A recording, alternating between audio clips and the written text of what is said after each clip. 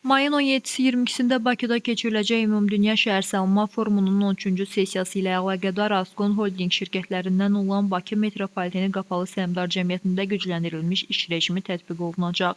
Qapalı Səhmdar Cəmiyyətdən bildirilib ki, paytaxtda keçiriləcək mədəni kütləvi tədbirlər və əməliyyat planına uyğun olaraq sərnişin axınının təhlükəsiz və fasiləsiz idarə olunması məqsədi ilə qatarların hərəkət qrafikində dəyişikliklər ediləcək. Belə ki, tədbirin ilk günü mayın 17-si qeyri-iş gününə təsadüf etsə də, qatarların hərəkəti şənbə günü qrafikinə uyğun təmin olunacaq. Həmin gün metronun 28 may Əhmədli stansiyaları və əks istiqamətdə interval 2 dəqiqə 30 saniyə təşkil edəcək. Sessiyanın digər günlərində isə qatarlar ənənəvi iş günü qrafikinə uyğun, texniki cəhətdən mümkün olan ən sıx hərəkət rejimində fəaliyyət göstərəcək.